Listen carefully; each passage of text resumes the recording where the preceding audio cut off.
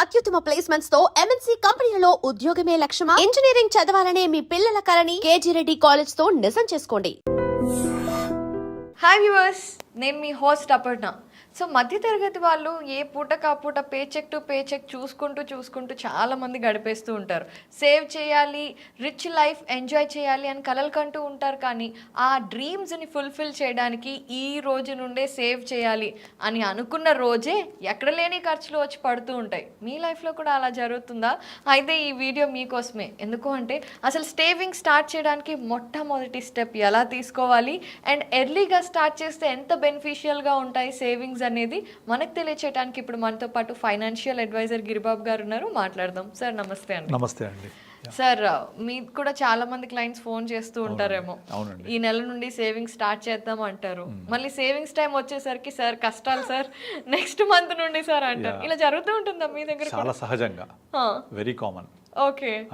So sir, అసలు savings అనేది చెయ్యాలి అనే సెల్ఫ్ డిసిప్లిన్ ఎలా తెచ్చుకోవాలంటారు? అది సెల్ఫ్ డిసిప్లిన్ అనేది తెచ్చుకోవడం కాదండి. మీరు అన్న సెల్ఫ్ డిసిప్లిన్లోనే సెల్ఫ్ ఉంది. అది ఎవరికి వాళ్ళకు వచ్చే ఇన్కమ్ ఎంత, ఎక్స్పెన్సెస్ ఎంత సేవ్ చేయాలి, ఈ సేవింగ్స్ ఎందుకోసం సేవ్ చేయాలి? రేపటి కోసం సేవ్ చేయాలి. ఇప్పుడు మీరు కనుక యుఎస్ఏ వెళ్తే యుఎస్ఏలో వాళ్ళకు సేవింగ్స్ హ్యాబిట్ అనేది నార్మల్గా ఉండదు మనలాగా. వాళ్ళకు 15 డేస్కి ఒకసారి శాలరీ వస్తుంది కదా, ఎవ్రీ ఫోర్ట్నైట్ శాలరీ. ఒక ఫోర్ట్నైట్ శాలరీ వచ్చింది అంటే దాని తర్వాత వచ్చే Saturday Sunday is like our Dasara Diwali. మొత్తం ఎంజాయ్ చేసేస్తారు. సో మళ్ళీ ఫోర్ట్నైట్కి మళ్ళీ వచ్చేస్తుంది. మనకు ఫస్ట్ టు ఫస్ట్ రావాలంటే 30 రోజులు తేడా గ్యాప్ ఉంటుంది. సో అమ్మో 1వ తారీఖు రావాలంటే 30 రోజులు వెయిట్ చేయాలి. కానీ వాళ్ళకు 15 డేస్కి ఒకసారి వస్తుంది. దానివల్ల ఆ 15 డేస్కి శాలరీ 15 డేస్ అనేది ఇట్లా అయిపోతాయి డేస్. శాలరీ వచ్చేస్తుంది కదా, ప్రాబ్లం లేదు, లెట్స్ ఎంజాయ్. కానీ వాళ్ళకి ఎప్పుడు తెలుస్తుంది ఆ విషయము? రిటైర్ అయిన తర్వాత తెలుస్తుంది. కానీ అందుకని మీరు అమెరికాలో కనుక గమనిస్తే దాదాపుగా 65-70 సంవత్సరాలు వచ్చే వ్యక్తి కూడా పనిచేస్తూ ఉంటారు. మనలాంటి స్టాండర్డ్ మంచి కుటుంబ వ్యవస్థ లేదు అక్కడ. అంటే మన కుటుంబ వ్యవస్థలో ఏంటంటే మన కుటుంబంలో మిగతా వాళ్ళందరికీ సహాయం చేస్తూ ఉంటాం. లైక్ అందరూ ఎర్నింగ్ పర్సన్స్ ఉండరు, సహాయం చేస్తూ అలా చూసుకుంటూ ఉంటాం. అయితే రాను ఇండియా కూడా న్యూక్లియర్ ఫ్యామిలీస్ పెరిగిపోతున్నాయి. మీరు గమనిస్తే ఆ న్యూక్లియర్ ఫ్యామిలీస్ ఏంటంటే నేను, నా భార్య, నా పిల్లలు, అంతే. సో నాకు నేనే హెల్ప్ చేసుకోవాలి, సెల్ఫ్ హెల్ప్. వైఫ్ని నేనే చూసుకోవాలి, పిల్లల్ని నేనే చూడాలి. అంటే ఏంటి? మీకు వచ్చే ఇన్కమ్కి మీరే అన్ని రకాల ఖర్చులు చూసుకొని రేపటి గురించి కూడా ప్లాన్ చేసుకోవాలి. ఒకప్పుడు ఎలా ఉండేది? మనకు ఉమ్మడి కుటుంబాలు ఉన్నప్పుడు ఉమ్మడి కుటుంబంలో అందరూ పని చేయకపోయినా కుటుంబ ఆదాయం ఉండేది. అది వ్యవసాయం ద్వారా అవ్వచ్చు, వ్యాపారం ద్వారా అవ్వచ్చు. ఉన్న ఆదాయాన్ని అందరికీ సరిపడేలాగా అట్లీస్ట్ వాళ్ళకి కావాల్సిన డైలీ నీడ్స్ దగ్గర నుంచి ఫ్యామిలీ చూసుకునేది. ఇక ఫ్యూచర్ గురించి ఆ ఫ్యామిలీ యాన్సెస్ట్రల్ ప్రాపర్టీస్లోనో దేంట్లోనో వాళ్ళకు సెట్ అయిపోతుండేది. కానీ ఇప్పుడు అలా కాదు, అన్ని న్యూక్లియర్ ఫ్యామిలీస్ అయిపోయాయి. నేను, నా వైఫ్, నా పిల్లలు, అంతే. మరి వచ్చే ఆదాయాన్ని నా అంతటి నేనుగా ప్లాన్ చేసుకోకపోతే రేపటిని ఎలా నేను డిజైన్ చేసుకోగలను? అందుకే ఒక చిన్న ఫార్ములా చెప్తాను. 25-25-25. ఇదేంటంటే మన లైఫ్ స్పాన్ని 3గా డివైడ్ చేసుకుందాం. ఆ 3 ఏంటంటే first 25 years as a student life. Student లైఫ్లో మన యొక్క ఎక్స్పెన్స్ అన్ని పేరెంట్స్ చూసుకుంటారు. ఫస్ట్ 25 అయిపోయింది. సెకండ్ 25. ఈ సెకండ్ 25లో మన ఇన్కమ్ అంటే మనకు 26 ఇయర్స్ 27 ఇయర్స్లో జాబ్ వచ్చింది అనుకుంటే మరో 25 ఇయర్స్ మనం గట్టిగా కష్టపడతాం. అంటే earning period, strong earning period. ఈ స్ట్రాంగ్ ఎర్నింగ్ పీరియడ్ ఇంకో 25 ఇయర్స్. సో 225, 50 ఇయర్స్ అయిపోయింది. ఇక థర్డ్ 25 అంటే మనం ఇప్పుడున్న స్టాండర్డ్ ఆఫ్ లైఫ్, ఇప్పుడున్న ఇంప్రూవ్డ్ హెల్త్ కండిషన్స్ వల్ల మనం 75 సంవత్సరాలు హ్యాపీగా బ్రతుకుతాము అనుకుంటే ఆ 3-25 మలిదశ. ఆ మలిదశలో మీకు డబ్బులు ఎక్కువ అవసరమైతే తక్కువ అవసరమైతాయా? ఎక్కువ అవసరమైతే. ఎందుకు అంటే మనము ఎప్పుడు ఖర్చు ఎక్కువ పెడతాము? హాలిడే రోజా, వర్కింగ్ డే రోజా? హాలిడే రోజు. సో 50 తర్వాత ఏంటి? రిటైర్మెంట్ లైఫ్కి దగ్గర అవుతూ ఉంటాం. ఇక 60 తర్వాత రిటైర్ అయ్యాం అనుకుంటే, ఇప్పుడు 60 కూడా కాదు, 55, 52కే తర్వాత రిటైర్ అయిపోతున్నారు. ఈ సాఫ్ట్వేర్ ఇండస్ట్రీలో అయితే ఇంకా ప్రెజర్ వల్ల they can't work even after 45, 50 తర్వాత డెఫినెట్లీ రిటైర్మెంట్ గురించి ఆలోచించాల్సి వస్తుంది. మరి అప్పుడు రిమైనింగ్ లాస్ట్ 25ని ఎవరు మనకు సపోర్ట్ చేస్తారు? సో ఎవరు చేయరు, మనమే సపోర్ట్ చేసుకోవాలి. సో ఆ సపోర్ట్ చేయాలి అంటే 2-25లో మనం సంపాదించిన దాంట్లో మినిమం ఒక 15-20% పక్కన పెట్టాలి. పక్కన పెడితే ఆ 20% మనము 26 ఇయర్స్లో కనుక స్టార్ట్ చేస్తే మన ఇన్కంలో నుంచి ఓ 25 ఇయర్స్ పాటు సేవ్ చేస్తూ పోతే చివరి 25లో ఈ డబ్బులు మనకు పనికి వస్తాయి. ఎలా అంటే మనం చాలామంది ఏం చేస్తుంటారు, చిట్టి వేస్తూ ఉంటారు. అది 20 మంత్స్ చిట్టు, 30 మంత్స్ చిట్టు అలా వేస్తూ ఉంటారు. 20 మంత్స్ అయిపోయిన తర్వాత మనము 20 మంత్స్లో కట్టిన దానికి ఒక 12%, 13% ఇంట్రెస్ట్ చొప్పున మనకు వచ్చేస్తుంది. ఆ 20 మంత్స్కి వచ్చిన దాంతో ఇమీడియట్లీ అది రావడానికి 2 నెలల ముందు నుంచే ఖర్చులు కనపడుతూ ఉంటాయి. ఆ డబ్బులు వస్తున్నాయి, నేను ఏం పని చేయాలి, డబ్బులు వస్తున్నాయి ఏం చేయాలి. ఇక్కడ మిస్ అయ్యేది ఏంటంటే పవర్ ఆఫ్ కాంపౌండింగ్ మిస్ అయిపోతాం, ద లాంజివిటీ పవర్ మిస్ అయిపోతాం. అదే డబ్బులు ఒక దగ్గర ఇన్వెస్ట్ చేసి అదే పెరిగి పెరిగి పెరిగి ఒక లాంగ్ రన్లో ఒక పెద్ద మొత్తం తయారయ్యే స్కోప్ ఉండదు చిట్టీలలో. ఒక ఎగ్జాంపుల్ చెప్తాను మీకు, బ్యాంబూ ట్రీ ఎగ్జాంపుల్ తీసుకోండి. బ్యాంబూ ట్రీ అంటే తెలుసు కదా, వెదురు చెట్టు. ఈ వెదురు చెట్టు దాని యొక్క లైఫ్ స్పాన్ తీసుకుంటే 4 సంవత్సరాల 6 నెలల పాటు అది కిందే ఉండి చిన్న పిలక మాత్రం బయటకు వస్తుంది, ఫ్యూ ఇంచెస్. ఇది 95% ఆఫ్ లైఫ్ స్పాన్. చివరి 6 నెలల్లో అది మీరు ఊహించేంత పెరుగుతుంది. అది ఏం చేస్తుంది, ఆ 90% టైం రూట్స్ అంతా స్ప్రెడ్ చేసుకుంటూ ఉంటుంది. స్ప్రెడ్ చేసుకొని మన అంత పొడుగు నిలబడాలి అంటే దాని ఎంత స్ట్రాంగ్ ఉండాలి, తుఫాన్లు వచ్చినా వరదలు వచ్చినా తట్టుకుని నిలబడాలంటే రూట్ స్ట్రాంగ్ ఉండాలి. ఆ స్ట్రాంగ్ రూట్ కోసం అంత కష్టపడుతుంది, తర్వాత మీకు అంత రిటర్న్ ఇస్తుంది. ఇంకో ఎగ్జాంపుల్ చెప్తాను మీకు, మామిడి టెంకాయ ఎగ్జాంపుల్. మనము ఒక మామిడి చెట్టు నాటితే అది ఒక చిన్న మొక్క వృక్షమై పళ్ళివ్వడానికి మినిమం 5-6 ఇయర్స్ పడుతుంది. ఈ 5-6 ఇయర్స్ పీరియడ్లో మనం దానికి చెదలు పట్టకుండా ప్రాపర్గా పాదు తీసి నీళ్లు పోసి మంచిగా కాపాడుకుంటే ఒక 6 ఇయర్స్ తర్వాత అది ఇచ్చే మొదటి ఫ్రూట్ నుంచి కంటిన్యూ అవుతే నెక్స్ట్ 2 జనరేషన్స్ ఫ్రూట్స్ ఇస్తుంది. అది కరెక్ట్, 2 జనరేషన్స్. చూడండి, మొదటి 6 సంవత్సరాలు ఏ పళ్ళు ఇవ్వదు, తర్వాత నుంచి స్టార్ట్ అవుతే 2 జనరేషన్స్ పాటు మనకు పళ్ళు ఇస్తూనే ఉంటుంది. ఏ ఇన్వెస్ట్మెంట్ కూడా అలాగే ఉంటుంది, మంచి ఇన్వెస్ట్మెంట్ చేస్తే. ఇప్పుడు ఫర్ ఎగ్జాంపుల్ చాలామంది మన గుడ్ ఓల్డెన్ డేస్లో ఎక్కడో ల్యాండ్ కొని ఉంటారు, చాలా long back, 30 years 40 years back. ఇప్పుడు అవి ఊహించలేనంత వాల్యూ పెరిగి ఉంటుంది. సో అది చూసి ఇప్పుడు నేను కొని నాకు అలాగే రిటర్న్స్ రావాలంటే వస్తాయా? వస్తాయి. ఎప్పుడు అంత టైం ఇస్తే ఇప్పుడే రమ్మంటే రాదు. కానీ ఇక్కడ మనకు కావాల్సిన టైం ఇవ్వాలి. ఒక బండ గుర్తు చెప్తాను, డబ్బులు మీకు సంపాదించాలంటే 2 మార్గాలు. ఒకటి కష్టపడాలి, చెమట చిందించాలి, లేదా రెండోది ఆ సంపాదించిన దాన్ని టైం ఇవ్వాలి. అంటే మొక్క నాటితే ఎలా పెరుగుతుంది అలాగా టైం ఇవ్వకుండా చెమట చిందించకుండా డబ్బులు రావు. సో టైం ఇస్తే ఆ చిన్న మొత్తాలు పెరిగి పెరిగి పెరిగి పెరిగి పెద్ద మొత్తాలు అవుతాయి. దీనికి బెస్ట్ ఇన్వెస్ట్మెంట్ ప్లాన్ ఏంటంటే, మీరు ఒక 15 ఇయర్స్ 20 ఇయర్స్ బ్యాక్ చూస్తే మనకు పోస్ట్ ఆఫీసు, బ్యాంకులు ఒక 12%, 13% ఇచ్చేవి. నేషనలైజ్ బ్యాంక్స్ అన్ని కూడా డబల్ డిజిట్ ఉండేవి rate of return. Private cooperative banks అన్ని కూడా మోర్ దెన్ 13-14% ఉండేవి. నేను 25 ఇయర్స్ బ్యాక్ చెప్తున్నాను. అలాగే NBFCs, non banking finance corporations around 18-20 ఇచ్చేవి. ఇవాళ రోజున ఏవి కూడా బ్యాంక్ ఇండస్ట్రీలోంచి, ఎన్బిఎఫ్సిలోంచి మీకు అంత రిటర్న్ రాదు. అన్ని కూడా సింగిల్ డిజిట్లకు వచ్చేసాయి, 8%, 7% వచ్చేసాయి. ఈ 7%, 8% తోటి కాంపౌండ్ అవ్వడం చాలా కష్టం. అంటే కాంపౌండ్ అవుతుంది, కానీ తక్కువ రేట్ ఆఫ్ ఇంట్రెస్ట్ ఉంటే మనకు కావాల్సినంత డబ్బులు రావు. అందుకే కాంపౌండ్ అవుతూ ఎక్కువ రిటర్న్స్ రావాలి, 15% రావాలి అంటే ఒకటే బెస్ట్ మార్గం SIP, systematic investment plan, mutual funds. ఇందులో ఇన్వెస్ట్ చేస్తే ఓవర్ పీరియడ్ ఆఫ్ టైం పెరిగి పెద్దదై కాంపౌండ్ అయి మీకు ఒక చాలా పెద్ద మొత్తం ఇస్తుంది. Example rule 15,000, 15 years 15%. ఇప్పుడు మీకు చూపించాను నా పోర్ట్ఫోలియోస్.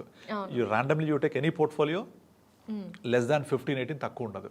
సో అది ఓవర్ పీరియడ్ ఆఫ్ టైంలో. అంతేగాని నేను ఇన్వెస్ట్ చేయగానే నాకు ఎవ్రీ ఇయర్ రావాలంటే రాదు.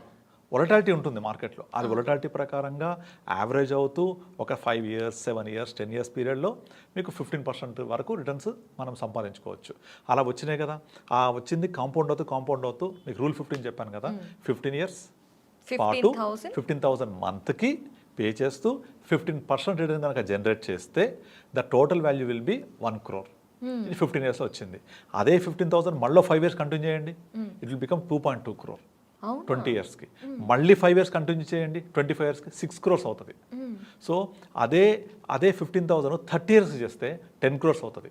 అంటే చూడండి, 15,000 15 ఇయర్స్లో 1 crore ఇస్తే మరో 15 ఇయర్స్లో 10 crores ఇస్తాయి. 10 times power of compounding. So this happens only during long term. ఈ పవర్ ఆఫ్ కాంపౌండింగ్ అనేది 8th వండర్ ఆఫ్ వరల్డ్. ఇది జరగాలంటే ఇంకొక 9th వండర్ జరగాలి. అదేంటి? పేషెన్స్.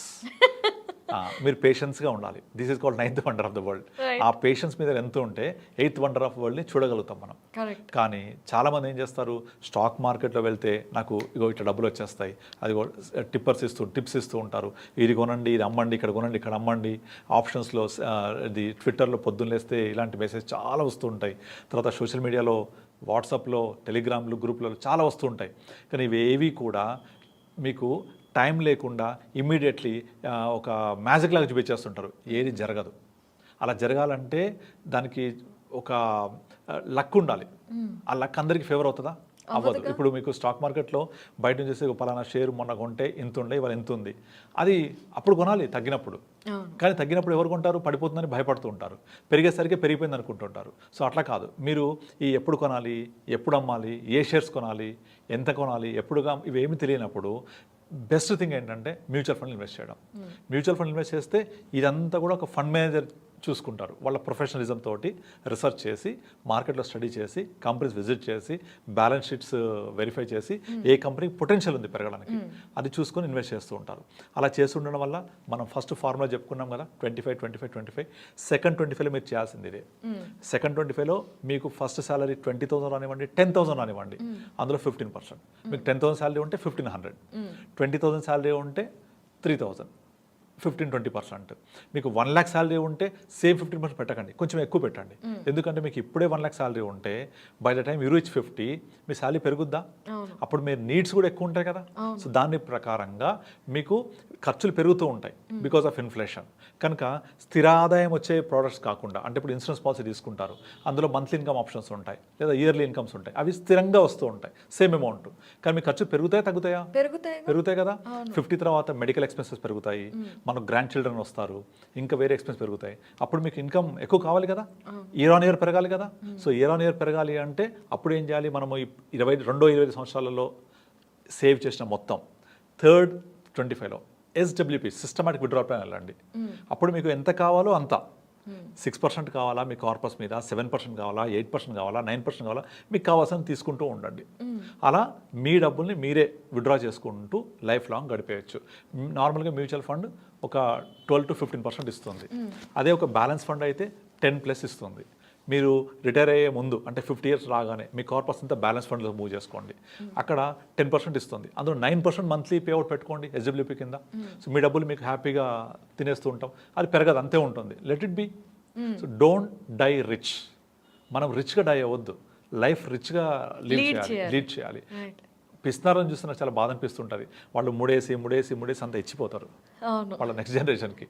వాళ్ళు తినరు, లైఫ్ ఎంజాయ్ చేయరు, అలాగే మొత్తం ముడేసి ఇచ్చేసి వెళ్ళిపోతారు. మీరు చాలామంది చూస్తుండండి, మీకు చాలా అపర కుబేర్లు వాళ్ళ యొక్క మలిదశలో 70-80, లైక్ అజిమ్ ప్రేమ్జీ కానీ, వారన్ బఫెట్ కానీ, మైక్రోసాఫ్ట్ వాళ్ళు కానీ, అందరు కూడా వాళ్ళ యొక్క చివరి 80-70 yearsలో ఎంత డొనేట్ చేస్తుంటారు? 95% దే డొనేట్. అవును. ఎందుకంటే వాళ్ళకి అర్థమవుతుంది అప్పటికి. సో మనం అలా స్టేజ్కి వెళ్ళొద్దు. You leave the life for that you need. అందుకే నేను మీకు ఈ సెకండ్ 25లో don't spend everything, don't save everything. 15-20% చాలు. 80% you leave for the day. మీకు 100 రూపాయలు వచ్చింది income, 80% eat for the day, 20% for tomorrow. ఈ 20% పెరిగి కాంపౌండ్ అయ్యి మీకు ఒక చాలా పెద్ద మొత్తం అవుతుంది. 15,000 చెప్పా కదా, ఈ 15,000కి టాప్అప్ చేస్తూ ఉండండి. మొదట్లో ఒక 5,000 పెట్టండి, అంటే ఉద్యోగం వచ్చిన కొత్త రోజుల్లో. By the time you reach 30 years, మీరు 30-35లో ఎవ్రీ మంత్ ఒక 10,000 ఎబో పెట్టండి. 35 తర్వాత ఒక 15-20 ఎక్స్ట్రా పెంచుకుంటూ పోండి. అలా పెంచుకుంటూ పోతే మీరు 50కి వచ్చేప్పటికల్లా మీకు వచ్చే శాలరీలో ఖర్చులు ఎలాగో పెరుగుతూ ఉంటాయి, అది పోను కొంచెం పెంచుకుంటూ వెళ్ళి స్టెప్ అప్ అంటారు దీన్ని, స్టెప్ అప్ SIP. అలా పెంచుకుంటూ వెళ్తే లైక్ 50 years క్రాస్ అయిన తర్వాత మీ పోర్ట్ఫోలియో హీన పక్షంలో 1 కోటి 2 కోట్లు ఉంటాయి. ఎందుకంటే మొదట 15,000 తర్వాత పెంచుకుంటూ పోయాం కదా, అలా ఒక 2 కోట్లు 3 కోట్లనే ఆశ్చర్యపోకర్లేదు. సో అలా వచ్చిన డబ్బుల్లోంచి మీరు ఎవ్రీ మంత్ మళ్ళీ reverse mechanism, systematic withdrawal plan life long వస్తుంది, మీరు ఎవరిని అడగక్కర్లేదు. సో ఇప్పుడు మనము మన పేరెంట్స్ని చూసుకుంటున్నాం, కానీ అలా అని ఈ జనరేషన్ వాళ్ళ పేరెంట్స్ని చూసుకుంటుందని గ్యారెంటీ లేదు, మనం ఇష్టపడం కూడా. ఆఫ్ కోర్స్ మనం వచ్చేసాం ఆ స్టేజ్. ఎగ్జాక్ట్లీ. నీళ్లు ప్రేమ కిందికే ప్రవహిస్తూ ఉంటాయి. నీళ్లు కిందికి వెళ్తే ప్రేమ కిందికి వెళ్తుంది. అంటే మీరు మీ పిల్లల్ని ప్రేమిస్తారు, ఆ పిల్లలు వాళ్ళ పిల్లల్ని ప్రేమిస్తారు. ఈ నీళ్లు పైకి పోవాలన్నా, ప్రేమ పైకి రావాలన్నా ఏం కావాలి? పవర్ కావాలి, అంటే డబ్బులు కావాలి. Okay. వాటర్ పైకి వెళ్ళాలంటే మోటార్ పెట్టాలి, మోటార్ నడవాలంటే పవర్ కావాలి, పవర్ అంటే ఎలక్ట్రిసిటీ, ఇంధనం. రైట్. అలా ఇంధనం. అలాగే ప్రేమ పైకి రావాలంటే ధనం కావాలి. So you love your father, but father pensioner అవుతే ఇంకెక్కువ లవ్ చేస్తారు. అంతే కదా. And there was a survey recently, ఇండియాలో as on today 100 years above ఉండి జీవిస్తున్న వాళ్ళు కేవలం 6,000 మంది మాత్రమే ఉన్నారు. 100 years అబోవ్ ఉండి జీవిస్తున్న వాళ్ళు. సర్ప్రైజింగ్లీ వీళ్ళంతా పెన్షనర్సే. సో పెన్షన్ వల్ల మీ లైఫ్ స్టైల్ కూడా పెరుగుద్ది. ఎందుకు పెరుగుద్ది? ఆర్థికంగా ఈ సమస్య లేకపోతే హ్యాపీగా ఉంటాం. అంతేగా కదా. హ్యాపీగా ఉంటే ఎక్కువ కాలం బ్రతుకుతాము. సో ఈ ఎవరైతే 100 సంవత్సరాలు దాటి బ్రతికి ఉన్నారో ఇవాళ రోజున వాళ్ళందరూ పెన్షనర్సే. ఆ పెన్షన్ రావడం వల్లనే ఇలా జరుగుతుంది. ఆ పెన్షన్ రావాలంటే ఇప్పుడున్న మనకు ఈ పెన్షన్ పాలసీస్ ఏవి కూడా యాన్యుటీ 6% మించి ఉండదు. ప్లస్ దాంట్లో ట్యాక్సబుల్ మళ్ళీ. అండ్ అవన్నీ స్థిరంగా అంతే అమౌంట్ ఇస్తూ ఉంటాయి. కానీ మీ ఖర్చులు పెరుగుతాయి కనుక స్థిర ఆదాయం పనిచేయదు. మీకు ఇంక్రీజ్డ్ ఇన్కమ్ కావాలి అండ్ మీకు ఈ 6%, 7% ఆన్ యువర్ కార్పస్ కావాలి అంటే ఇప్పటి నుంచి లక్షల్లో పెట్టాలి, which is very difficult. So small amount తోటి కాంపౌండెడ్ నేచర్లో రావాలి అంటే ఒక్క మ్యూచువల్ ఫండ్లోనే సాధ్యం అది. ఎందుకంటే ఇక్కడ rate of return more than 12 ఉంటుంది కాబట్టి ఇంకే ప్రోడక్ట్లో మీకు 12% రాదు ఇవాళ రోజున. సో మీరు అలా అని చెప్పేసి గ్రీడ్ వెళ్ళకూడదు. Crypto currency, stock market trading, options అసలు పొరపాటు వెళ్ళకూడదు జోలికి. ఎఫ్డీస్ ఇన్ఫ్లేషన్ బీట్ చేయవు కనుక ఎఫ్డీస్ వద్దు. మ్యూచువల్ ఫండ్లో మీకు రిస్క్ తీసుకోవడం ఇష్టం లేకపోతే బ్యాలెన్స్ ఫండ్స్ ఉంటాయి. లాంగ్ టర్మ్ కోసం స్మాల్ క్యాప్ ఫండ్స్ ఉంటాయి, బట్ కొంచెం రిస్కీ ఉంటుంది. అర్థం చేసుకోవాలి అది ఏంటనేది. సో మీరు అడ్వైజర్ని కలిసినప్పుడు నా గోల్ ఇది, నీడ్ ఇది, రిక్వైర్మెంట్ ఇది అని చెప్పినప్పుడు they will guide you in a proper way. ఆ విధంగా మనకు మ్యూచువల్ ఫండ్స్లో ఉండే అన్ని రకాల ప్రొడక్ట్స్ లో మనం బ్యాలెన్స్ చేసుకొని ఒక పోర్ట్ఫోలియో క్రియేట్ చేసుకోవాలి. This will give you a good corpus. అది 50 years వరకు జనరేట్ అవుతుంది. సెకండ్ 25 అయిపోయింది, అది థర్డ్ 25 ఇక విడ్రాయల్ పార్ట్. ఇదంతా ప్రాపర్గా ప్లాన్ చేసుకుంటే హ్యాపీగా లైఫ్ లీడ్ చేయొచ్చు ఇబ్బంది లేకుండా. కానీ కొన్ని సంవత్సరాలు గత 10 ఏళ్ల నుండి మనకి ఎప్పుడైతే డిజిటల్గా పెరిగిపోయిందో ఈ నాలెడ్జ్ వస్తుంది. సో అంతకు ముందే జాబులోకి వచ్చి ఇప్పుడు 35+ 40లో ఉన్న వాళ్ళు ఏదో ఫిక్స్డ్ డిపాజిట్లో కాస్తో కూస్తూ ఉంటుంది తప్పితే ఈ మ్యూచువల్ ఫండ్స్ ఇవన్నీ కూడా వాళ్ళకి కొంచెం ఫారెన్ లాంగ్వేజ్ లాంటిది. అలా అని ఇప్పుడున్న ఇన్ఫ్లేషన్ రేట్స్కి మనం ఫిక్స్డ్ డిపాజిట్స్ వేసి కూర్చుంటే ముసలితనం వచ్చాక బాధపడాల్సి వస్తుంది. మరి అలా మిడిల్ క్లాస్ స్థాయిలో ఉండి 40లో ఉన్న వాళ్ళు కానివ్వండి, అలాంటి వాళ్ళు ఎలా సేవ్ చేసుకోవాలి? వాళ్ళకి తక్కువ సమయం ఉంటుంది కదా. తక్కువ సమయం ఉండడం అనేది ఇంకా మనం ఏం చేయలేం, దానికి సొల్యూషన్ లేదు. మీరు టైం మిషన్ ఎక్కి వెనక్కి వెళ్ళలేం కదా. సో అట్లీస్ట్ స్టార్ట్ చేయాలి ఇప్పుడైనా. That is called cost of delay. మీరు ఏదైనా ఒక ఎస్ఐపి క్యాలిక్యులేటర్ తీసుకొని ప్లేస్టోర్లో డౌన్లోడ్ చేసుకొని ఎస్ఐపి క్యాలిక్యులేటర్లో మీరు కాస్ట్ ఆఫ్ డిలే అని టెస్ట్ చేయండి. 20 సంవత్సరాల వ్యక్తి 5,000 పెడితే ఎంత కార్పస్ అవుద్దో 50 వరకల్లా. 40 years ఉన్న వ్యక్తి దానికంటే మోర్ దెన్ 4-5 times ఎక్కువ పెట్టాలి. అదే కార్పస్ క్రియేట్ చేయండి. 4-5 times 4-5 రెట్లు ఎక్కువ పెట్టాలి అంతే కార్పస్ జనరేట్ చేయాలి అంటే. So this is cost of delay. మనం ఏం చేయలేము ఇక. సో ఇప్పుడు నేను అప్పుడు బాగా చదువుకుంటే ఐఏఎస్ అయిదును కదా అనుకుంటే చదువుకోలేదు, మరి ఏం చేయాలి? అదే కదా, మన దగ్గర ఆప్షన్ లేదు కదా. ఇప్పుడు అయిపోయింది, చదువు అయిపోయింది, ఇప్పుడు వచ్చేసాము. You have to do something. మరి ఈ సమయంలో సారీ టు ఇంటరప్ట్, మరి ఈ సమయంలో ఇన్వెస్ట్ చేస్తే అప్పుడు కూడా వాళ్ళకి పర్వాలేదు, మేనేజబుల్గా డబ్బులు వస్తాయి. ఆఫ్ కోర్స్ అదే చెప్తున్నాను మీకు. మ్యూచువల్ ఫండ్స్లో రకరకాల ఫండ్స్ ఉంటాయి మీ రిస్క్ తగ్గట్టుగా. ఇప్పుడు ఈవెన్ 40 yearsకి వచ్చినా కూడా ఇప్పుడు స్టార్ట్ చేయండి. At least something better than nothing. మనకు 15-20 సంవత్సరాలు అక్కర్లేదు. 10 సంవత్సరాలలో కూడా మీకు వచ్చిన దాంట్లో 20% బదులు 30% చేయండి, పెంచుకోండి. మీకు వచ్చే ఆదాయంలో కొంచెం ఎక్కువ చేయండి, ఖర్చులు తగ్గించండి. ఈ ఇప్పుడు 40 yearsకి వచ్చేప్పటికి హోమ్ లోన్ ఉంటుంది మోస్ట్ ప్రాబబ్లీ, పిల్లల ఎడ్యుకేషన్ ఉంటుంది, ఇవన్నీ ఉంటాయి. ఖర్చులు కష్టమే, బట్ కొంచెం రేపటి కోసం కూడా ప్లాన్ చేసుకుంటే. ఇప్పుడు మనం చూస్తున్నాం కదా, అందరూ దాదాపుగా ప్రైవేట్ ఎంప్లాయీసే ఉంటారు, ఇలా చిన్న బిజినెస్లు ఉంటాయి. గవర్నమెంట్ ఎంప్లాయీస్ కూడా ఇప్పుడు పెన్షన్ తీసేశారు కదా. సో 2004 రిక్రూటెడ్ అయిన తర్వాత వాళ్ళకి ఎవరికి లేవు. సో కంపల్సరీ ప్రతి ఒక్కళ్ళు కూడా వాళ్ళ యొక్క రిటైర్మెంట్ కోసం ప్లాన్ చేసుకోవాల్సిందే. నాకు 40 వచ్చినాయా 30 వచ్చిందా నేను చేసుకోలేదంటే కుదరదు. Start now at least. Something is better than nothing కదా. సో ఆ 10,000 ప్లేస్లో 15,000 చేయండి. కొంచెం ఖర్చు తగ్గించుకోండి, అనవసరం ఖర్చులు తగ్గించుకోండి. ఈవెన్ నార్మల్గా ఈ రోజుల్లో ఒక మూవీకి వెళ్తే 2-3 ఖర్చు అయిపోతాయి. ఓటీటీస్ వచ్చాయి, హ్యాపీగా ఇంట్లోనే చూసుకోవచ్చు. So you can reduce your expenses. So మనకు మీరు ప్రతి ఒక్కళ్ళు పెన్ పేపర్ పెట్టుకొని నాకు వచ్చే ఆదాయం ఎంత, ఖర్చు ఎంత లెక్కేస్తే డెఫినెట్లీ ఒక 3-4 వేలు అనవసర ఖర్చులే ఉంటాయి. ఒక చిన్న ఎగ్జాంపుల్ చెప్తాను. మీరు ఇదివరకు చిన్నప్పుడు ఒక కిరాణా షాప్కి వెళ్తే అమ్మ మనకు చిట్టి మీద రాసిచ్చేది కావాల్సిన వస్తువులు, అది మాత్రం తెచ్చేవాళ్ళం. ఇప్పుడు మీరు డీమార్ట్కో లేకపోతే బిగ్ బజారో లేకపోతే విశాల్ మార్ట్ ఎక్కడ వెళ్తే మీకు మొత్తం ట్రాలీ పట్టుకొని అవసరం ఉన్నాయి అవసరం లేనివి అన్నీ వేసుకొని వస్తాం. డెఫినెట్లీ 30-40% ఎక్స్ట్రానే కొంటాం అక్కడ, అలా డౌటే లేదు అందులో. తర్వాత బిల్డింగ్ దగ్గరికి వచ్చేప్పటికి వాళ్ళన్నీ చిన్న చిన్న పెడుతూ ఉంటాడు అట్రాక్టివ్ కోసం. ఇక్కడ 2 ఇక్కడ నుంచి ఒకటి ఇక్కడ నుంచి వేసేసి నింపేస్తాం, ట్రాలీ నిండిపోద్ది. అందులో చెక్ చేసుకోండి 20-30% గ్యారంటీ ఎక్స్ట్రా ఉంటాయి. అందుకే మీరు సూపర్ మార్కెట్కి వెళ్తే రాసుకెళ్ళండి ముందే, ఇంట్లో మన కిచెన్లో ఏమి లేవు రాసుకెళ్ళి అవి మాత్రం కొనుక్కోనండి డిసిప్లిన్గా. You can save at least 20% of your grocery expenses. Save that money. అవసరమైతే కొనుక్కోండి, అనవసరం కొనకండి. అనవసరమైన ఇప్పుడు కొనుక్కుంటే రేపు అవసరమైన అమ్మాల్సి రావచ్చు. రైట్. సో అలా చేయొద్దు. సో అట్లా మనం ప్లాన్ చేసుకుంటూ మనకున్న ఇన్కంలో సేవింగ్ చేసుకుంటూ లాంగ్ టర్మ్లో వెల్త్ క్రియేట్ చేసుకోవచ్చు. This will help you out. Correct. So అందుకనే మీరు ఆ వెల్త్ అనేది క్రియేట్ అవుతుంది అనుకున్నప్పుడు నా దగ్గర ఇంత డబ్బులు ఇప్పుడు ఉన్నాయి, ఫ్యూచర్లో నాకు ఇంత క్రియేట్ అవుతుంది at the rate of this kind of returns. మీరు ఇండియా ఇప్పుడు ఎంత గ్రోత్ అని చూస్తున్నారు కదా, చాలా fastest growing economy in the world. So ఆ గ్రోత్ స్టోరీలో పార్టిసిపేట్ చేయాలి అంటే mutual fund are the best. అంటే యాక్చువల్గా బెటర్ అనే అంటున్నారు మీరు 40sలో చేయడం అనేది.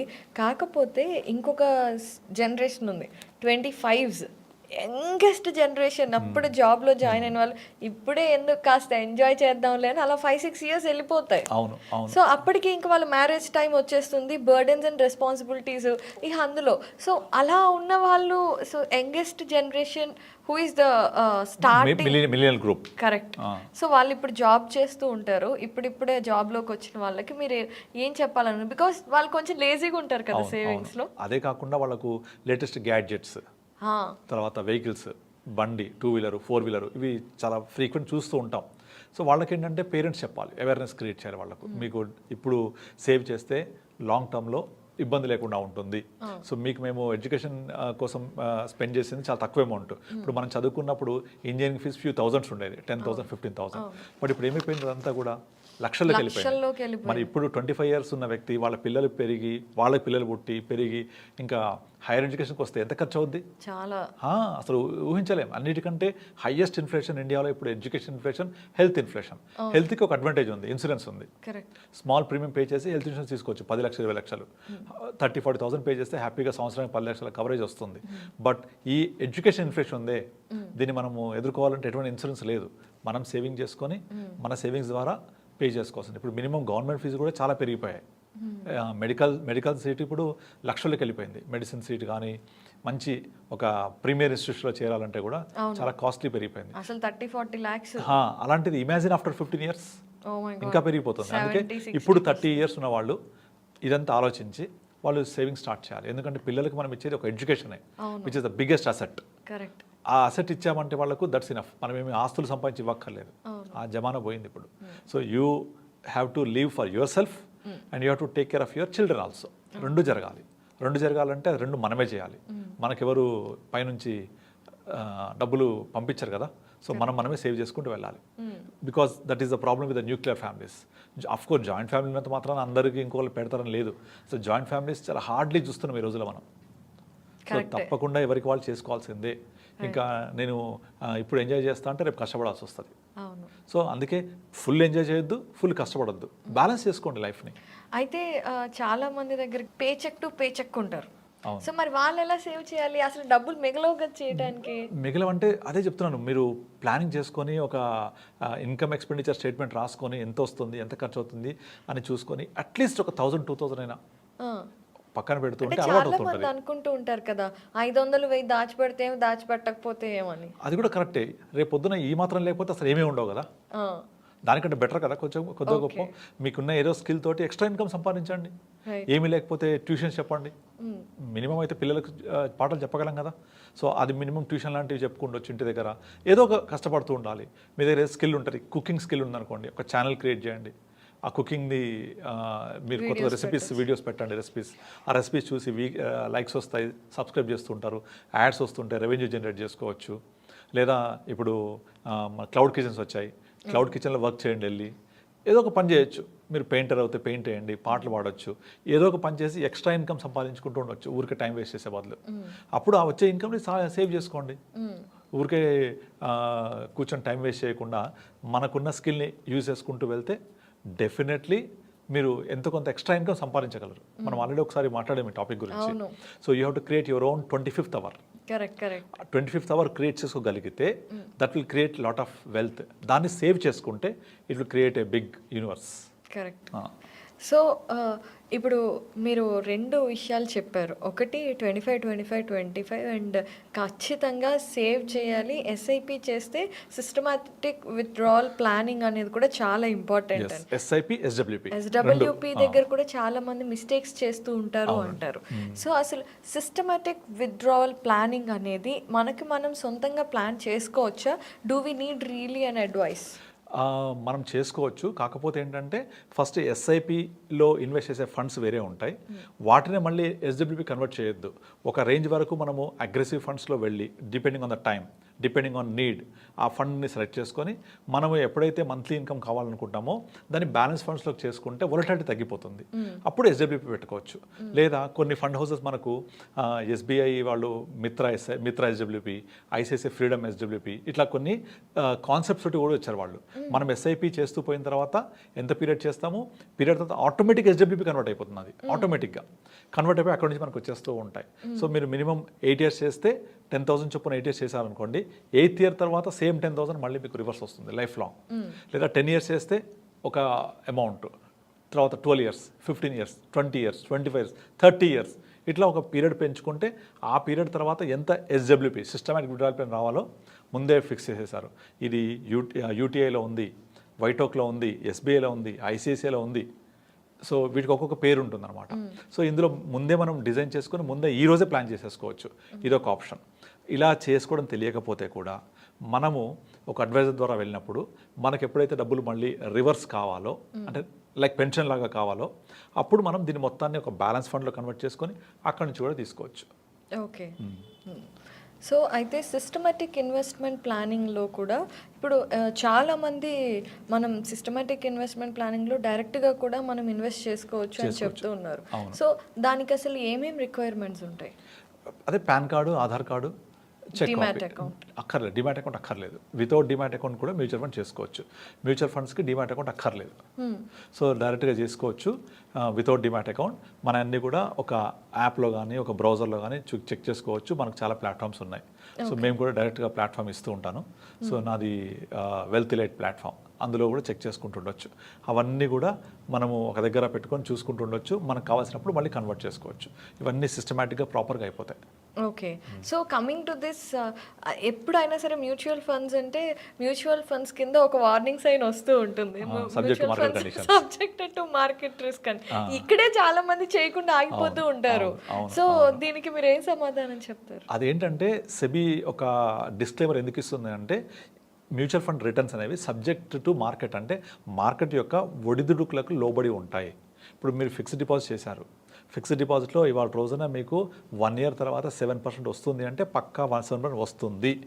ప్రపంచం ఏమైపోయినా మీకు సంబంధం లేదు, ఎటువంటి ఫ్లక్చుయేషన్స్ మీకు సంబంధం లేదు. 1 yearతో డెఫినెట్లీ వస్తాయి. అలా మ్యూచువల్ ఫండ్లో రావు. అలా రావు అని మీకు తెలియపరచడమే ఇది. అందుకనే ఆ ఫ్లక్చుయేషన్స్ ఉంటాయి కాబట్టి దాన్ని ఎలా అర్థం చేసుకోవాలి, ఏ ఫండ్స్లో పెట్టాలో తెలియదు కాబట్టి అడ్వైజర్ జరూరీ హై. మ్యూచువల్ ఫండ్ సహీ హై, అడ్వైజర్ జరూరీ హై. ఇది కూడా యాంఫీ లాంచ్ చేసిన కాన్సెప్టే. సో వాళ్ళు కూడా ఒక క్యాంపెయిన్ లాంచ్ చేశారు, మ్యూచువల్ ఫండ్ సహీ హై. దానికి నేను యాడ్ చేసింది అడ్వైజర్ జరూరీ హై. ఎందుకంటే ఈ సబ్జెక్ట్ టు మార్కెట్ రిస్క్ని మనం ఎలా అర్థం చేసుకోవాలి, దాన్ని మనకు కావాల్సిన విధంగా ఏ ఫండ్స్ పెట్టుకోవాలి. ఇప్పుడు ఒక 60 years ప్లస్ ఉన్న వ్యక్తికి మనం స్మాల్ క్యాప్ ఆఫర్ చేయలేము. అలాగే 25 years ఉన్న వ్యక్తికి ఒక డెట్ ఫండ్ ఆఫర్ చేయలేము. It depends on the need. నాకు చాలామంది ఫోన్ చేసి, సార్ ఇప్పుడు ఏమి ఫండ్స్ ఇన్వెస్ట్ చేయొచ్చు, మంచి ఫండ్ చెప్పండి అంటారు. అది ఎలా ఉంటుందంటే, మెడికల్ షాప్కి వెళ్ళి నాకు ఒక మంచి మెడిసిన్ ఇవ్వండి అన్నట్టు ఉంటుంది. మెడికల్ షాప్లో మంచిది కానీ మెడిసిన్ ఉంటుందా? ఉండదు కదా.